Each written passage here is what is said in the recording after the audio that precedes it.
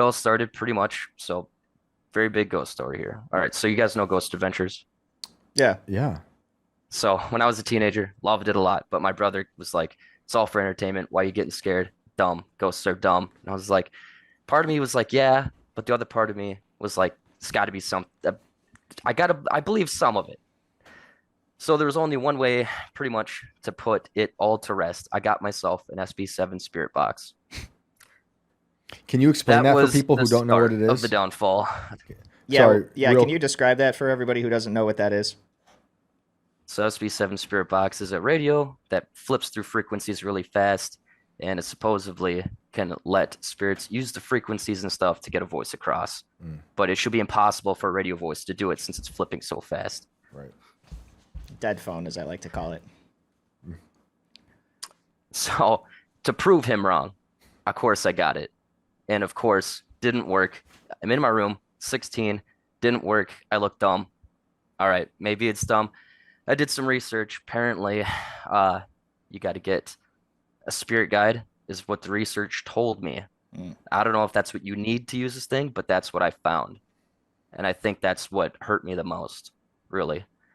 It was a guided meditation. You're in your safe place, you're somewhere you want to be. There's two chairs. You can't look at the one to the right of you. You invite something to sit down next to you, but you can't look at it. That should have been the first red flag, but Yeah. I really wanted this thing to work. So I was like, you know what? I'm just gonna try it. So did it. I imagined a conversation.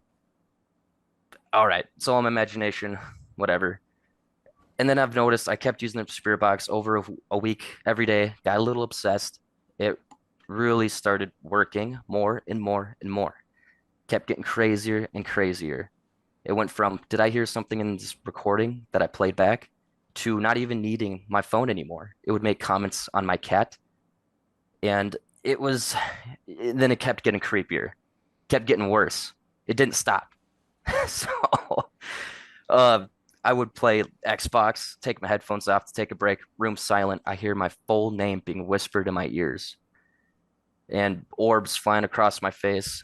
I I thought I was in control because I was like, I did this to myself. And but it kept getting worse. I was watching Grown Ups 2. Something funny happened. I heard a little girl laugh in the corner of my room. I still was like, what was that? But I still felt I was in control. But then things started actually getting really bad. So I turn off all the lights. My room's in the basement. I go upstairs. I heard a scream coming from the basement. Ran up there, acted like nothing happened. That started freaking me out.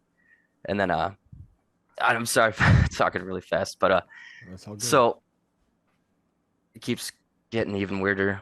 So my mom and dad are were divorced. I'm 27 now. This is when I was 16. So I went over to her house. She said she was having nightmares of a demon sitting on her back. I was like, I got the spirit box working. I got all the activity. I'm in control. Let's see what's up. So I tried it for like half an hour. Didn't get anything. My final question, how many is here? How many of you are here? And I got one monotone, nonchalant voice that says, just one. So I was like, kind of weird. All right. But when I was laying in bed that night, heard something walking towards me, ran upstairs with everyone else, acted like nothing happened. Then I went to sleep. Then I got a nightmare. It was a really bad nightmare. And I think it had something to do with that. And things keep getting up and more climactic. Back to my dad's house. I have the spirit box going. I try to be like, if anyone knows Steve Huff from Huff Paranormal, he tries to just conversate with spirits and say, go to the light and stuff. I was doing that. And now that I'm realizing now, looking back, I think I was getting mocked because the spirit box, I would say, like, do you see the light? Is there anything here? I was 16, by the way. That sounds kind of dumb now, but then I would get responses saying, the lights up above. And I was like, okay. But then in the recording, I heard a gnarly voice right before the lights up above. I hear a really low, you fucker. I'm Mm-mm. sorry, you effer. I'm sorry. I No, didn't it's all good. mean. It's all good. That can't be And good. then, I'm sorry, was that? I'm just saying that can't be good hearing that voice saying that.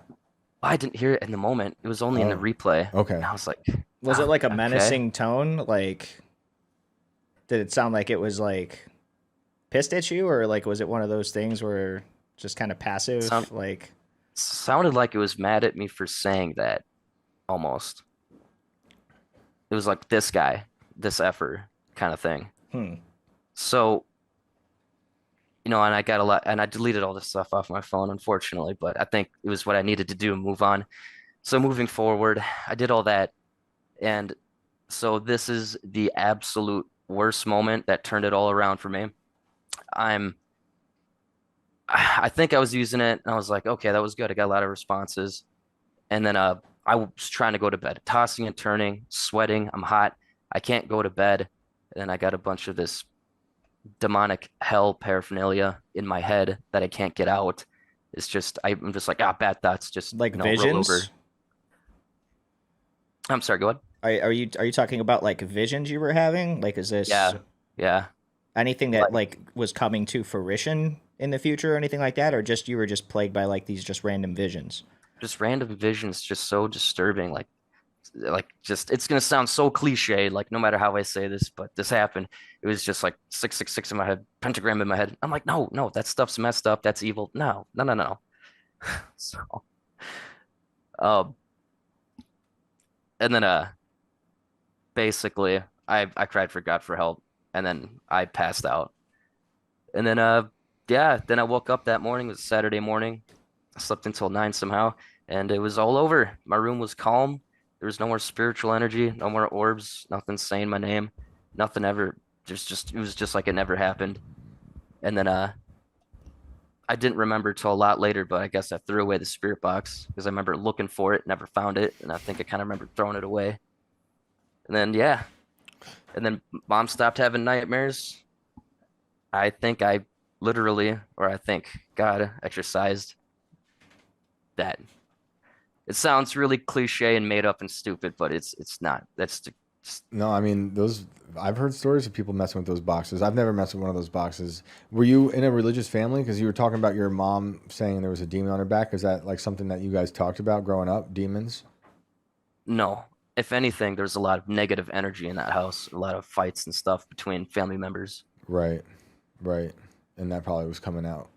Uh, so I want to go back to the spirit guide thing. Can you tell us more about that? Yeah. Oh yeah. So I did leave out a part where I eventually did look over there, and since she's left me alone, but I she keeps trying to get to me in my half awake, half asleep dreams that Anyway, so this thing is, you imagine you're in a place that's calm. It's like your safe place.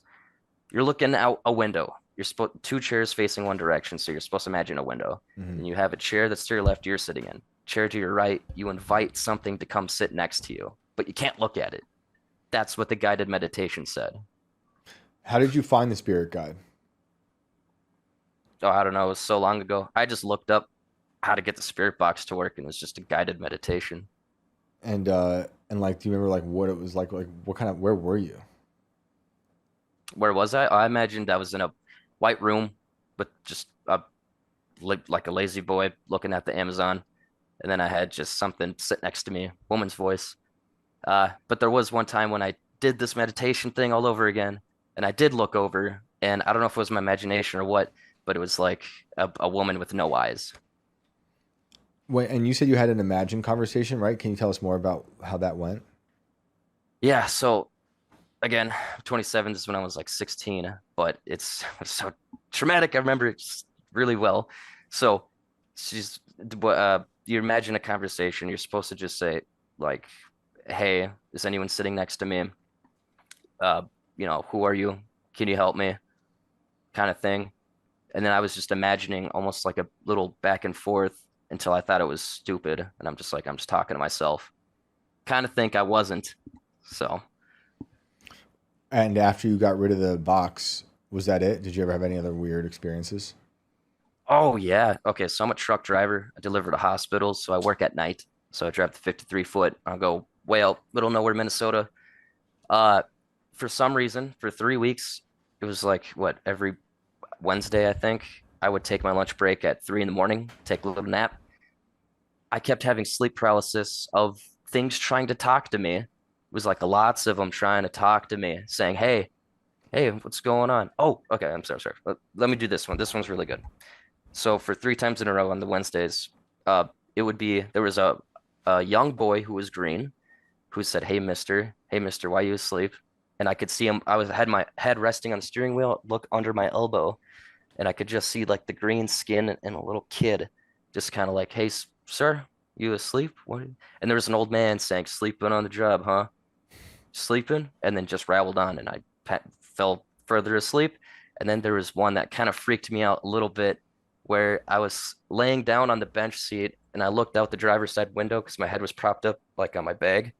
And it was a big, tall figure. Like, a tractor is fairly tall, got to climb into it. This thing was just like it was standing outside a car window and deep voice. Hey, you okay in there? And since I was in sleep paralysis, I willed out like a mumble, like, and then it just said okay and walked away. And then when I fully woke up, I opened up the door and said, I'm okay. Shut the door, locked the doors, and I was like, holy shit. I mean, holy crap.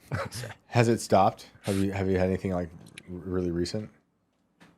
The most recent thing was sleep paralysis again, but my head's on my steering wheel, forehead forward towards the horn, and these voices come up again saying, hey, what's up? It's not like any sort of figure, it's just lots of voices. And it was like in my mind, a portal was opening up, and it felt like my head was trying to get dragged into it. But my sleep paralysis, it felt like I was fighting my paralysis to like lift my head up away. And I think that struggle and growing closer to Jesus pretty much just took it all away. No more sleep paralysis, no more voices, nothing crazy that's happening anymore. Uh, to go back to that spirit guide woman, I was saying that she kept talking to me in my dreams because my wife woke me up, and I was in like my half sleep, half awake, and I said, she said, I'm gonna get a black eye. I better buy a gun. And she's like, why? And I'm like, what do you mean? What did I, what? So I didn't even know. I said, but yeah. That's wild. Well, it sounds like there's some demons there. Well, not anymore. All gone. That's a good thing. The demons were the first to see Jesus in the scripture, right? With Legion. When they see him walking, and the man filled with Legion, I am Legion, comes to be basically exorcised, and he sets all the demons into the pigs and makes them jump off a cliff. I think I realized since I wasn't in control, that's kind of when I had to turn to God, and then something changed. But yeah, this story sounds so fantastical and crazy. So I've just Dude, there it is. I've heard crazier stories, man. And the truck driver thing, I mean, you know how if you've listened to us, we've got truck drivers calling with really wild stories. So, oh yeah. I'm just glad that you're not playing with those crazy boxes anymore, or visiting spirit guides. Yeah, probably not supposed to touch that. I don't it's like Ouija boards, I didn't know that when I was a kid. I didn't really think that one way or the other about it, but now I do think it's not good. And I think they open up a portal. Also, if I can offer any advice, shooting at ghosts is a great way to put holes in your walls. So I think it was supposed to be like a prophetic thing. I don't know. Nothing ever happened and came from it. So, because my wife's repeated back, I said, she said, better buy a gun or I'm going to get a black eye. So nothing ever happened. So that's why I'm just like, this lady is pure evil. I don't know if that's the demon or what, but well, she's some sort of sorceress, some sort of witch. Witches are also in the Bible, communicating with the dead. And there's been callers who have different interpretations on what that means and how you're supposed to go about it, even as Christians talking to the dead. I think it could be, it could open up a lot of bad stuff. He also mentioned black eyes, which we have that club. I know. Yep. So depending on which club. side that eye was, fuels another conspiracy entirely. Yep. Well, sounds like you've dodged something bad, despite having sleep paralysis and having this weird visit with a spirit guide. But thank you for calling in. Yeah, thank you for listening. Of course, man. Have a good night.